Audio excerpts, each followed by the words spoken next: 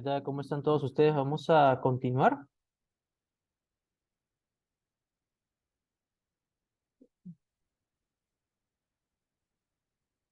Y bueno, nos toca revisar lo que viene a ser el tema de injuria renal aguda, antiguamente llamado insuficiencia renal aguda, ¿no? Ya no se usa ese término, se usa injuria renal aguda, ¿no? Y vamos a ver que la injuria renal aguda va a ser una condición cuya definición se basa en la alteración de la función renal. Ojo, alteración de la función renal, ¿no? Y tiene como característica presentar una temporalidad menor de 7 días, ¿no? Ahora, cuando hablamos nosotros ya de una alteración de la función renal más un daño orgánico en un tiempo menor a 3 meses, ahí ya hablamos de una enfermedad renal aguda, ¿ya? No olvidar eso. Y obviamente si ya pasamos los 3 meses, hablamos de una enfermedad renal crónica, ¿no? Cuando hay un compromiso de la función renal más un daño estructural, ¿no? Ya pasados los 3 meses, una enfermedad renal crónica, ¿no? Entonces estas son definiciones importantes que debemos nosotros de conocer. Bueno, entonces vamos a realizar el día de hoy la definición de lo que es una injuria renal aguda y también obviamente el estadiaje de esta. Primero, ya lo comentamos, ¿no? Es una alteración de la función renal, ¿no? Sin un daño orgánico establecido o definido, ¿no? Es un tema importante. Entonces, la injuria renal aguda se diagnostica a través de alteración de la función renal. Punto. La pregunta es ahora, ¿cómo nosotros, a través de los exámenes laboratoriales, vamos a poder determinar si es que hay o no hay una alteración en la función renal? Para esto nosotros utilizamos estimadores y en sí vamos a utilizar dos estimadores para poder decir si es que hay o no hay injuria renal aguda y también para, si es que la hay, poder clasificarla según su estadiaje, ¿no? Según la severidad.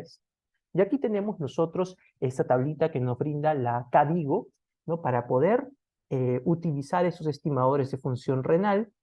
Uno, que es la creatinina, ¿no? La concentración de creatinina sérica, y otro que viene a ser la diuresis, ¿no? La diuresis. Entonces, para poder hablar de injuria renal aguda, tendríamos que trabajar con la presencia del estadio 1, ¿no? Que esto nos va a decir, ¿sabes? ¿No? Hay injuria renal aguda, ¿no? Pero en su presentación, digamos, menos severa, ¿no? ¿Y cuál es la definición que da la CADIGO con lo que viene a ser el tema de concentración de creatinina sérica?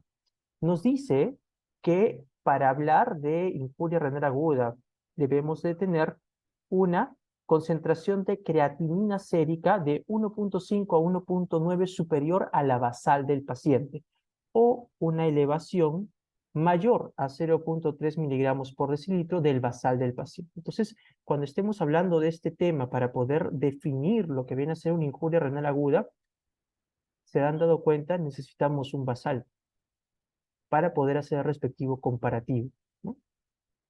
Cosa que es distinta en lo que respecta a la diuresis.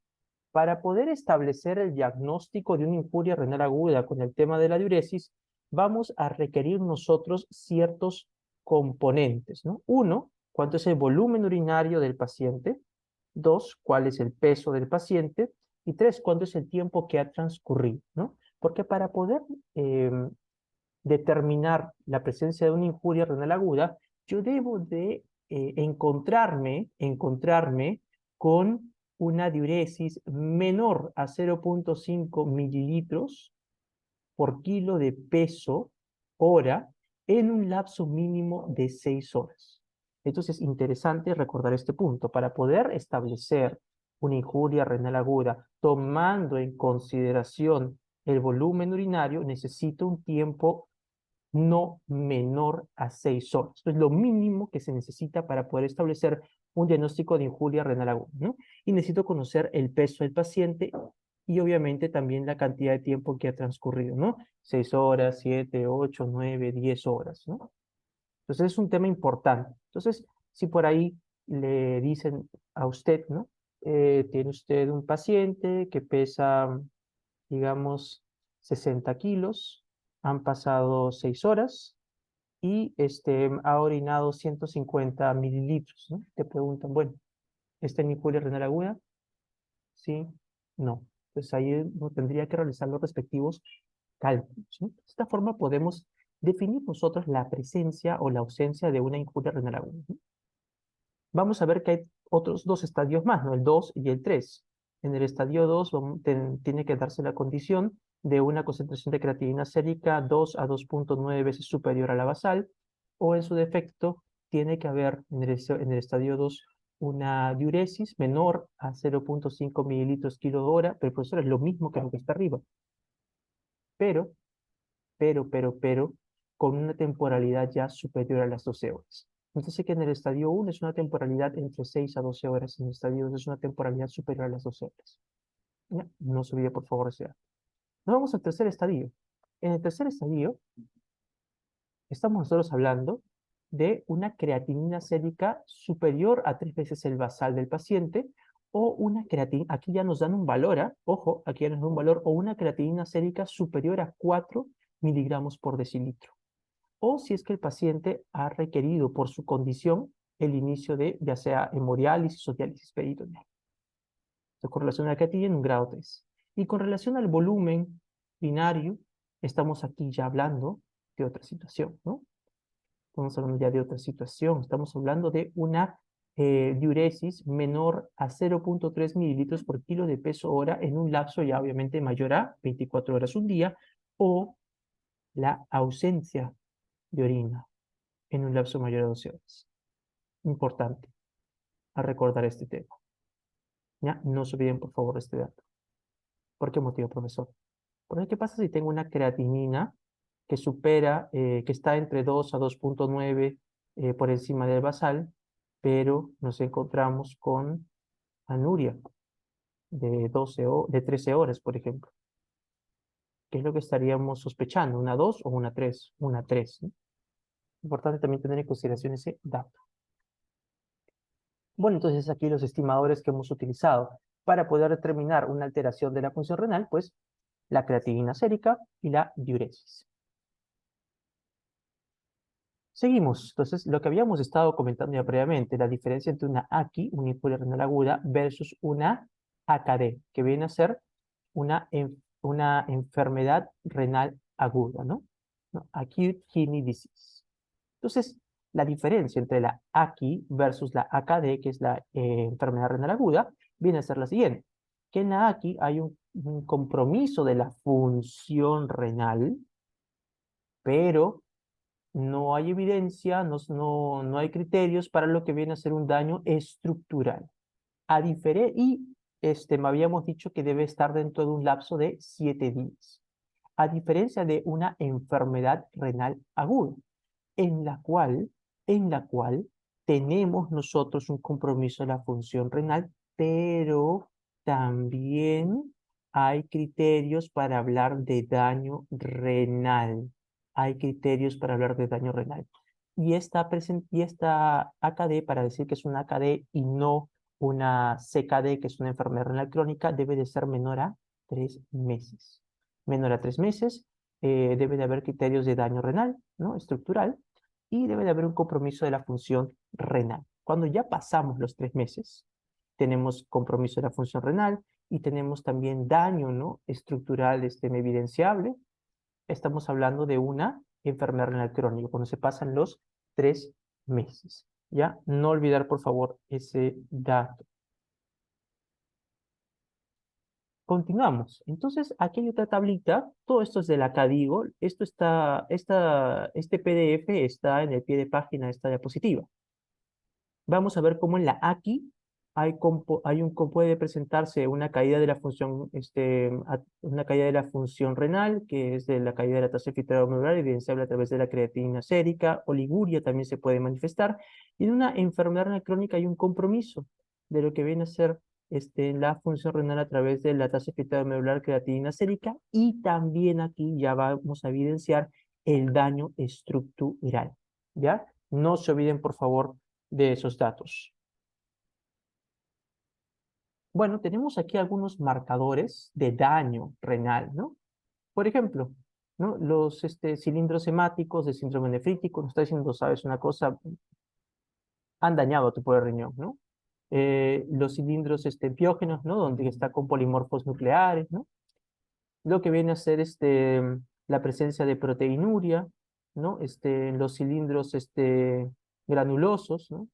Podemos también ver nosotros a nivel a nivel de imagen, podemos ver riñones agrandados, como se puede visualizar en el tema de la amiloidosis, en el tema de la poliquistosis renal, riñones pequeños, que esto ya más le compete a una enfermedad renal crónica, ¿no? Em, Discrepancia de tamaño entre un riñón y otro también más va para una enfermedad crónica, por eso está aquí con una rayita, no está con una X. Lo que viene a ser el componente de una hidronefrosis, que estaría más asociada a una enfermedad, a una injuria, disculpen, a una enfermedad renal aguda de tipo postrenal, la presencia de quistes con los riñones grandes y también la presencia de piedras con una litiasis renal que estaría asociado a una enfermedad renal de tipo postrenal. Un segundo, por favor.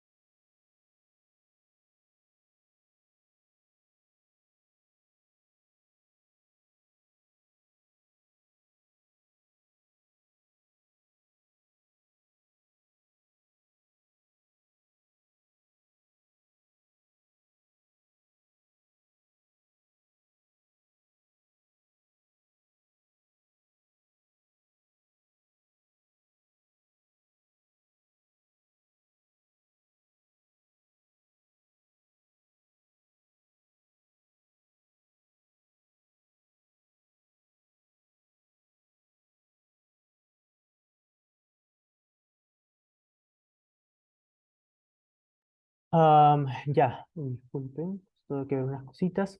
Entonces, estos vienen a ser marcadores de lo que viene a ser daño, ¿no? Daño estructural a nivel del riñón, ¿no? Y los que hemos comentado, los que tienen el aspa, a excepción de los que tienen la rayita, son los que se asocian a una enfermedad renal aguda, ¿no? Entonces aquí podemos ver nosotros, ¿no? El inicio de la injuria, ¿no? Hasta los 7 días la consideramos una injuria renal aguda. Pasados los 7 días hasta antes de los 3 meses, una enfermedad renal aguda. Y ya pasados los 3 meses en adelante, lo consideramos una enfermedad renal crónica. Entonces, vamos a revisar cómo es que se clasifica la injuria renal aguda, ¿no? La injuria renal aguda, acorde a la zona que esté desencadenando una afectación de la función renal, se va a clasificar en tres, ¿no? Uno, que viene a ser perrenal, otra que viene a ser interrenal, y la última que es postrenal. Entonces, cuando el causal de la caída de la función renal esté dado por una disminución del volumen circulante efectivo, ¿no? Dado por una hipovolemia, una disminución del volumen sistólico a nivel cardíaco, ¿no? Un aumento de lo que viene a ser, disculpen, una vasodilatación sistémica, como se da en los shocks distributivos, ¿no? Cualquier situación que nos lleve a una hipoperfusión del riñón va a llevar consigo un estado de isquemia renal que termina desencadenando una disminución de la función renal. Esto es lo que nosotros llamamos una eh, injuria renal aguda de tipo prerrenal, que tiende a ser la más frecuente de todas, en un 65%. Cuando la caída de la función renal se da por un compromiso del parénquima renal, lo llamamos una injuria renal aguda de tipo intrarrenal, ¿no? Porque la caída de la función está dada por un daño directo sobre el riñón. Y aquí sí un dato importante, ¿no? Podemos tener, aquí tienen ustedes un dibujo de los componentes histológicos del parénquima renal. Tenemos aquí el glomérulo, a los túbulos, los vasos sanguíneos y este espacio que está entre los túbulos y otros que viene a ser pues el intersticio, ¿no?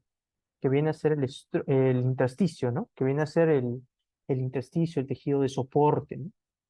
Y dato importante tener en consideración, que la causa de esta disminución de la función renal puede estar dada por un compromiso, un daño a nivel del glomérulo, daño a nivel de los vasos sanguíneos, daño a nivel de los túbulos, daño a nivel del componente intersticial, ¿no? Esas son las clasificaciones que vamos a visualizar nosotros cuando toquemos la injuria renal aguda de tipo intrarrenal. Y por último tenemos la injuria renal aguda de tipo postrenal, la menos frecuente, un 5%, en la cual más que nada la situación va a darse por un componente obstructivo, ¿no? Un componente obstructivo que puede estar ubicado a nivel de los uréteres, a nivel de la vejiga, a nivel de la uretra, ¿no? Que va a evitar, ¿no? Evitar de que se pueda eliminar la orina, ¿no? Y esto de aquí pues va a llevar a una disminución de la función renal, ¿no? Ya vamos a ver más adelante cómo estas causas de injuria renal aguda de tipo postrenal van a llevar a un aumento, ¿no? De la presión hidrostática a nivel del espacio de Bowman. Y esto de aquí comienza a disminuir la tasa de filtrado glomerular. Obviamente va a haber redundancia en el glomérulo, ¿no? Entonces, vamos a quedarnos aquí un ratito, tengo que ver unas cositas y ya dentro de un momento vemos lo que viene a ser las causas de tipo perrenales.